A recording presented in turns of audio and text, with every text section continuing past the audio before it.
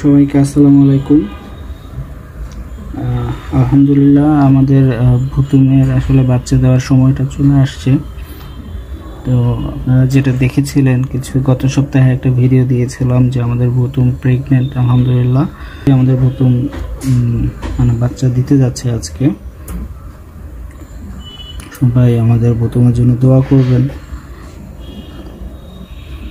তো আসলে কিছু কথা এখানে শেয়ার করে রাখি, সেটা হচ্ছে আমি কিন্তু বুঝেছিলাম যে ভুতুম আজকে বাচ্চা দেবে। এটা কিভাবে বুঝতে পেরেছি অথবা মানে কি কি লক্ষণ দেখে আসলে বুঝতে পারলাম আমি যে ভুতুম আজকে বাচ্চা দেবে, সেই অভিজ্ঞতাগুলোই আজকে আমি শেয়ার করব আপনাদের সাথে।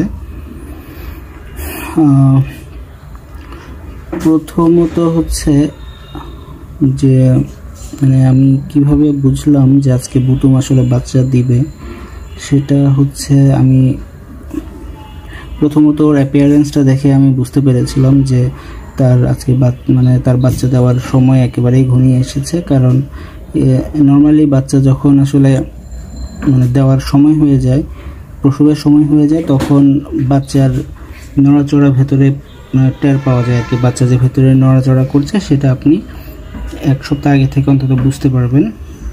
তো যখনই দেখবেন যে আসলে বাচ্চা নড়াচড়া দেখা যাচ্ছে বাইরে থেকে, তখনই বুঝে যাবেন যে তার বাচ্চাগুলো আসলে খুব জলদি প্রসব করার সময় হয়ে গেছে। তারপরে যদি বলি যে সেকেন্ড কোন লক্ষণটা, সেটা হচ্ছে বাচ্চা দেওয়ার একেবারে আগের দিন তার আমরা যেটাকে বলি হচ্ছে পানি ভাঙা, তার পানি ভাঙা শুরু হবে। অর্থাৎ বিড়ালের পানি ভাঙা শুরু হয়ে যাবে, অর্থাৎ তার পেছন দিক থেকে ফোঁটা ফোঁটা করে পানি পড়তে থাকবে। তো অনেকে এটা দেখে ঘাবড়ে যায়, আসলে ঘাবড়ানোর কিছু নেই, এটা নর্মাল, একেবারে নর্মাল ব্যাপার। তার পানি ভাঙা শুরু হয়ে যাবে অন্তত 24 ঘন্টা আগে থেকে। এটা যে কোনোভাবে ভাঙতে পারে, হয়তোবা সে আঘাতের কারণে, মানে সে আঘাত পেয়েছে হয়তোবা সেই কারণেও ভাঙতে পারে। তো কাজেই এটা দেখেও আসলে বোঝার উপায় তেমন একটা নাই।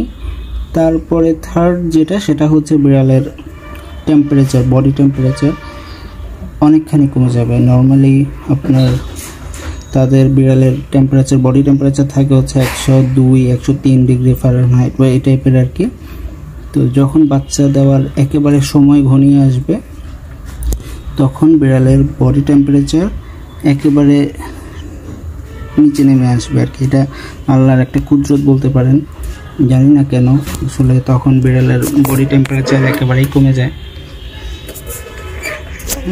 তো আপনারা দেখছেন আসলে ভুতুম একটু ছটফট করছে সে বাচ্চা দেওয়ার জন্য।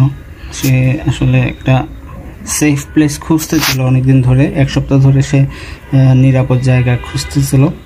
তো যার কারণে আমি তাকে এই খাঁচাটা আসলে রেডি করে দেই বাচ্চা দেওয়ার জন্য।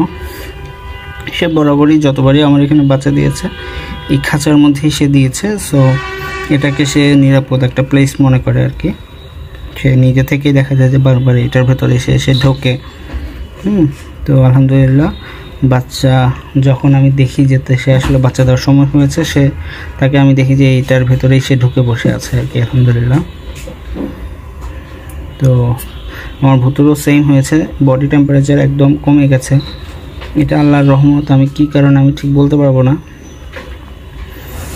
তো এই আর কি, ওর অলরেডি পানি ভাঙা শুরু হয়েছে, হয়তোবা অল্প কিছুক্ষণের মধ্যেই তার মানে বাচ্চা প্রসব শুরু হয়ে যাবে আর কি। তাদের মূলত এই পুরো প্রসেসটা চলে হচ্ছে, আপনার বাচ্চা দেওয়ার যে প্রসেস সেটা চলে হচ্ছে 5 থেকে 6 ঘন্টা যাবত। এর বেশি যদি হয়ে যায় তখন কিন্তু আসলে আমাদেরকে ভেটের কাছে নেওয়াটা খুব জরুরি হয়ে পড়ে আর কি।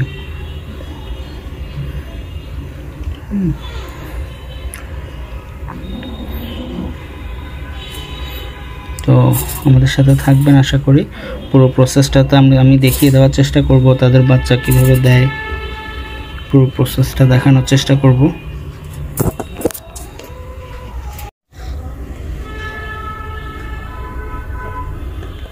তো বাচ্চা দেওয়ার ক্ষেত্রে প্রথমত যেইটা সে লক্ষ্য করবে, অর্থাৎ সে এই মুহূর্তে বাচ্চা দিবে কিনা সেটা বোঝার জন্য, অর্থাৎ আপনি দেখে বুঝবেন যে তার পেটের মধ্যে মাসল কন্ট্রাকশন হবে, অর্থাৎ তার পেটের মানে সে খুব জোরে সোরে পুশ করবে যাতে বাচ্চাটা বের হয় আর কি। অলরেডি দেখা যাচ্ছে যে তার পেটের মধ্যে নড়াচড়া করছে বাচ্চাগুলো। ওই যে আলহামদুলিল্লাহ, দেখে খুব ভালো লাগছে। সাথে সাথে টেনশনও হচ্ছে আমার ভুতুটার জন্য, বতুমটার জন্য অনেক কষ্ট হচ্ছে বাচ্চাটার। তো এই ক্ষেত্রে আমি কিছু এক্সপিরিয়েন্স শেয়ার করি। সেটা হচ্ছে আমি অনেকেই দেখেছি, প্লাস হচ্ছে অনেক ফেসবুকে পোস্টও দেখেছি যে বাচ্চা হলেই ওনারা আসলে গ্লাভস, তারপর সিজার এগুলো নিয়ে দৌড়াদৌড়ি শুরু করেন। কারণ হচ্ছে বাচ্চা হলে বাচ্চাকে টেনে বের করতে হবে, এরকম একটা টেন্ডেন্সি তাদের মধ্যে দেখা যায়। দরকার নাই, কোনো কিছুরই দরকার নাই ভাই। যেহেতু ও মা, কাজেই বাচ্চাকে প্রোটেকশনের তার সম্পূর্ণ চেষ্টা থাকবে। সে নিজেই একাই যথেষ্ট তার বাচ্চাকে প্রোটেকশন করার জন্য, অর্থাৎ তার বাচ্চাকে থলা থেকে বের করার জন্য সে একাই যথেষ্ট। হ্যাঁ, যদি দেখি যে আসলে মাটা খুব টায়ার্ড হয়ে গিয়েছে, সে পুশ করতে পারছে না, অথবা ধরেন পুশ করার কারণে সে খুবই দুর্বল হয়ে গেছে, তখন ইমিডিয়েট বাচ্চার থলেটা ফাটানোর জন্য তখন ওই ক্ষেত্রে আপনি কিছুটা সাহায্য করতে পারেন।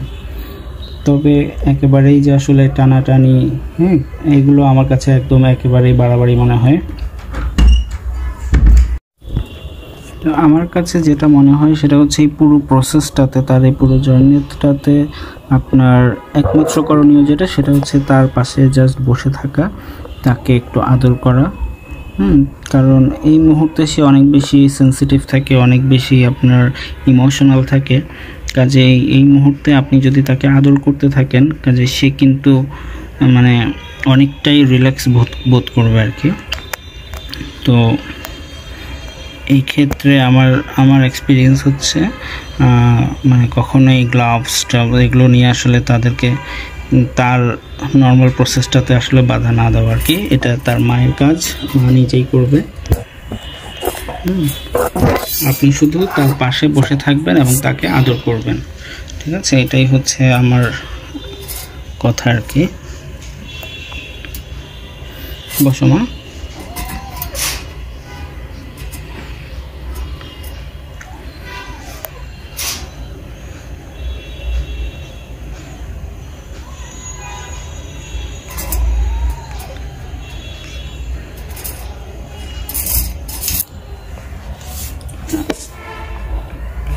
আপনারা দেখতে পাচ্ছেন সে আসলে অনেকটাই এখন মানে বাচ্চা দেওয়ার আসলে প্রস্তুতি নিচ্ছে। সে এই পাশ থেকে ও পাশ করে করে শুচ্ছে। দেখেন, আপনি যখনই তাকে আদর করবেন সে কিন্তু তাকে একদম নিজেকে একদম কমফোর্ট জোনে নিয়ে যাবে, যাতে সে বাচ্চা খুব ইজিলি সে ডেলিভারি করতে পারে। আপনার কাজ হচ্ছে শুধু এতটুকুই, তাকে পাশে থেকে তাকে সাহায্য করা, তাকে হেল্প মানে আদর করা, আর কিছুই না।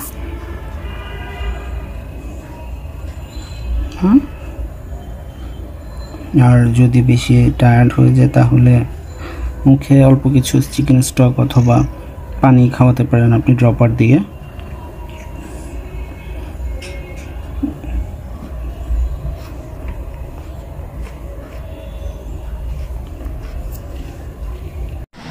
আলহামদুলিল্লাহ, তার প্রথম বাচ্চা দিয়ে দিল। আপনারা দেখতেই পাচ্ছেন যে আসলে একটা ক্যালিকো বাচ্চা হয়েছে। তো এই ক্ষেত্রে আমি আসলে প্রথম দিকের মানে বাচ্চা হওয়ার দিকের কিছু ভিডিও নিতে পারিনি, কারণ ভুতুম মানে অনেক বেশি আসলে দুর্বল হয়ে গিয়েছিল, যার কারণে আমি কন্টিনিউয়াস তাকে আদর করে দিয়েছি, হাত বুলিয়ে দিয়েছি। তো এই আর কি। তো সে সর্বমোট আসলে 5টা বাচ্চা দিয়েছে। আলহামদুলিল্লাহ, সবগুলো বাচ্চাই সুস্থ আছে। আমি পরবর্তী কোনো একটা ভিডিওতে আসলে ডিটেইল বা বাচ্চাদের সম্পূর্ণ ছবি ভিডিও সবগুলোই আমি দিব। সবাই আমার ভুতুম এবং বাচ্চাগুলোর জন্য দোয়া করবেন। সবাই সুস্থ থাকবেন, ভালো থাকবেন। আসসালামু আলাইকুম।